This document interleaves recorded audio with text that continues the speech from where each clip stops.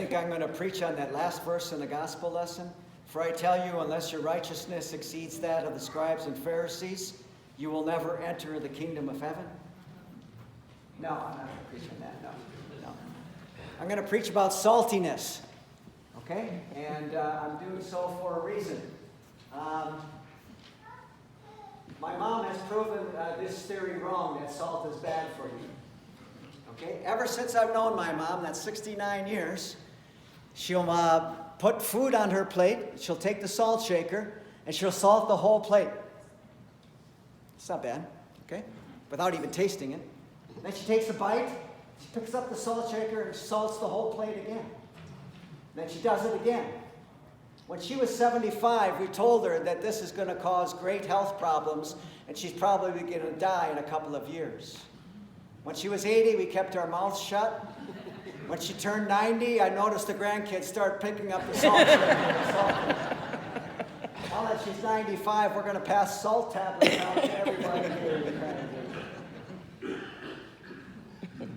couple of years ago, I can't remember the last time. I think it was 3 years ago when they still had that flight to Minneapolis. My mom came up to visit, and we were just chatting, and I just to fill the space, I said, "Tell me about your childhood, Mom."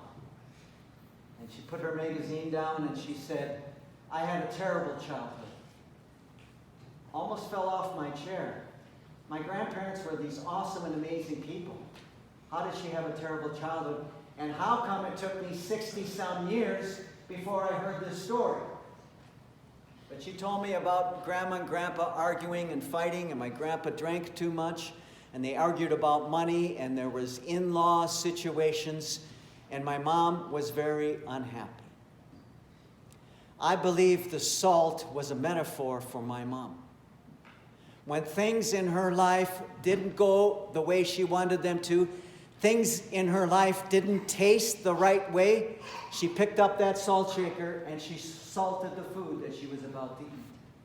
And she did the same thing with everything in her life. She tried to put the best taste in her mouth on the things that were happening to her in her life. And I think that's food for thought for us.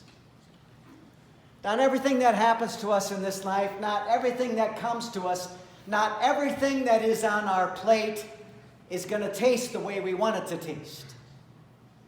And maybe that's why God invented the salt.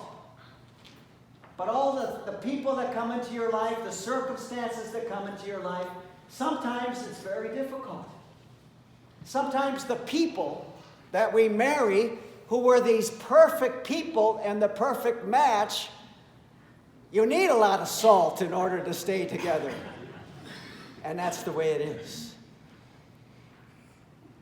I think this is an apt metaphor for all of us.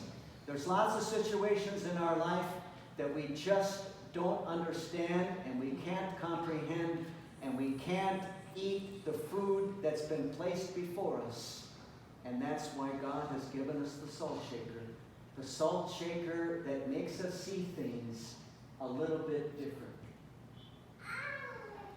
When we have issues and problems with family members, and it's not our neighbors, it's not the people down the street, it's usually family that causes the issues in our family, in our lives.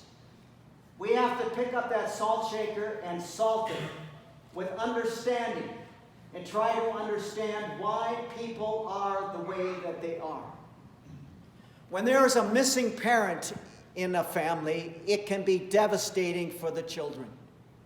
And you can believe that that person is absent because of something that you've done, or it's a failure on their part, or that they didn't love you enough, or somehow, as a child, you caused that parent to leave.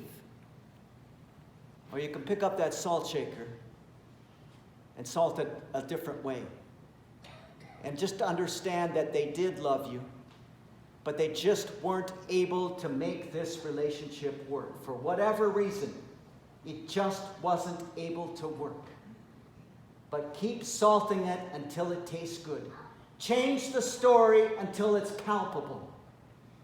And it's an awesome story to believe that they did love you, and the relationship didn't work out and they still love you today, that's an awesome story.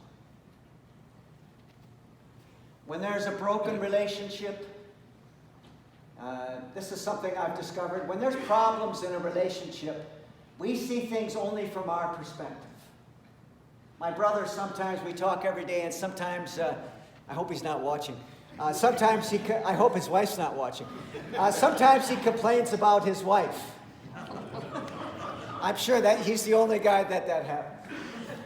So I just say, as the pastor, I say, in your perspective, where does the blame lie? What percentage is yours and what percentage is hers? And he says, I'd say it's about 30 mine and 70% her. And I said, if I asked her, what would the numbers be? She said, probably 80 and 20 the other way. And that's the way that it is. We see things only from our perspective. And things aren't going to be resolved if we are dead set that hardly any of this issue is my fault. The majority lies with the other person. But there's a salt shaker out there that has you equally dividing the issues and the problems, salting it equally so that you can see things the way they really are. When your children have issues and problems, it's easy to judge them. It's easy to be discouraged and judgmental about their lives. It's more difficult to try to understand why they are the way they are. There's another salt shaker too.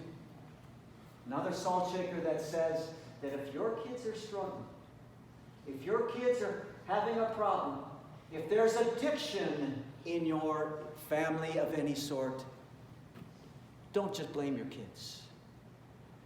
Try to see that maybe the pain and the hurt that you've been carrying most of your life has contributed to your children's struggles and problems.